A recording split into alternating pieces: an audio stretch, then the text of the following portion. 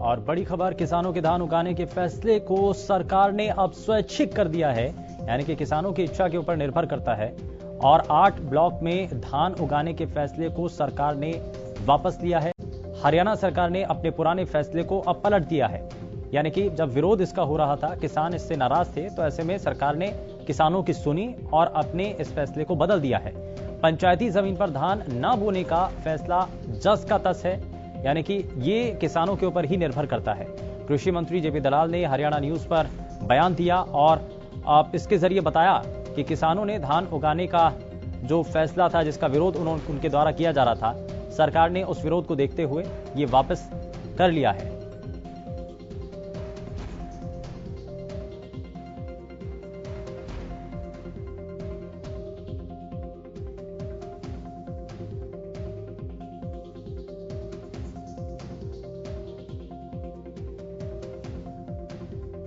दौरान कहा क्या उन्होंने बातें कही और कैसे ये सब कुछ फैसला बदला गया है, वापस लिया गया है, वो भी आपको दिखाते हैं।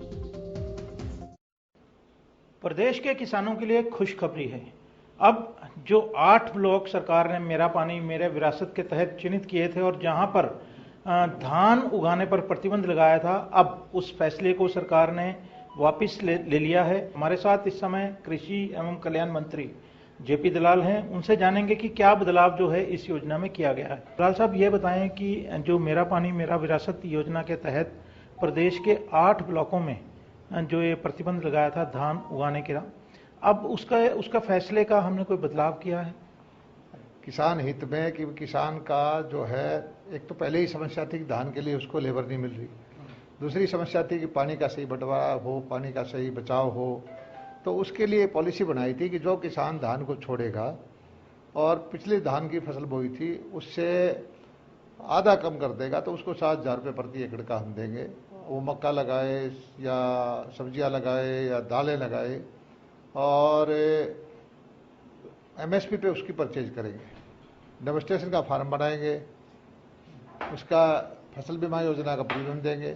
पहले भी वही योजना थी, आज भी वही योजना है। और खुशी पहले ये था कि हमने जो पोर्टल जारी किया 2-3 दिन के अंदर अंदर ही लगभग 30-35 हज़ार एकड़ के किसानों ने स्वेच्छा से उस पर सब्सिडी लेने के लिए अप्लाई कर दिया, जो धान छोड़ के कर रहे हैं। और अगले हफ्ते में मुझे लगता है कि 1 लाख एकड़ का किसान अप्लाई कर देंगे।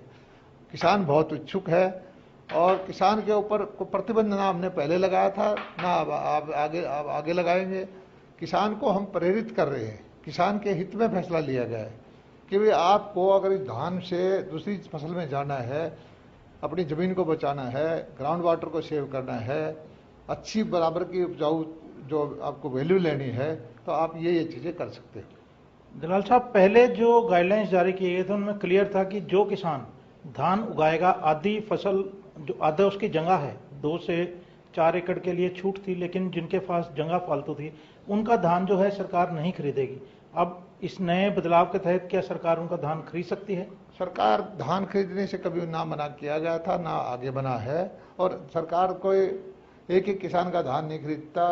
मंडी में जो धान आती है, खुला धान कहीं से भी आता है। सरकार तो धान दूसरी जगह की भी आते हैं हमारे यहाँ, तो मंडियों में वो भी खरीदते हैं। ऐसा कोई प्रतिबंध नहीं था, ना अब है ना आगे रहेगा। किसान को ये जरूर है कि किसान की समस्याओं को ध्यान में रखते हुए, उसकी अगले आने वाली पीढ़ी को ध्यान में रखते हुए कि पानी को बचाना जरूरी है। भूजल हमारा नीचे जा रहा है और ऐसी स्टेज हम नहीं चाहते कि पानी बिल्कुल ही खत्म हो जाए और फिर कोई भी फसल ना बो सके, इसलिए हमने ये योजना बनाई है। मेरा अंतिम सवाल दलाल साहब आपसे ये है, अब जो लोग धान उगाएंगे उन्हें सरकार की तरफ से जो कृषि को लेकर सहायता मिलती है, सब्सिडीज मिलती हैं, जो ये बीमा राशि में मदद मिलती है, वो सब जारी रहेंगी या रोक दी जाएंगी? रोकने की तो हमारी नीति ना पहले थी ना अब है। कोई चीज़ हम रोकना नहीं चाहते। हम जो है एडवाइजरी जारी कर रहे हैं, किसानों को ऑप्शन दे रहे हैं। जो किसान भाई लेबर की वजह से या किसी और वजह से या ज़मीन खराब होने की वजह से धान नहीं लगा सकते, उनको ऑप्शन दी है। और साथ में हमने उनकी जो घाटा पूर्ति के लिए 7,000 रुपये अलग से देने की योजना बनाई है। अगर हमारा कोई वो इरादा होता तो हम पैसे क्यों देते। शुक्रिया। तो आपने सुना, ये हैं जेपी दलाल जो बता रहे थे कि ना पहले ऐसी एडवाइजरी जारी हुई थी, ना ही अब कोई किसानों के लिए जारी हुई है। उन्होंने कहा कि पहले भी प्रतिबंध नहीं था, लेकिन जहां तक मीडिया को जानकारी पहले दी गई थी वहां यही था कि जो किसान जो अपनी आधी भूमि में धान उगाएंगे, आधी भूमि में ना धान उगाने की बात की गई थी और आधी में धान उगाने की बात की गई थी। अगर किसान नहीं मानते थे तो उन्हें जो है सब्सिडीज या जो सरकार ने अनुदान दिया जाता है वो ना देने की बात भी कही गई थी। लेकिन बहरहाल इन सब बातों के अलावा अब किसानों के लिए खुशखबरी यह है कि सरकार की तरफ से इन 8 ब्लॉक्स में धान उगाने पर कोई प्रतिबंध नहीं है और सरकार धान खरीदेगी भी। हरियाणा न्यूज के लिए चंडीगढ़ से कैमरामैन संजय सिंह के साथ राकेश।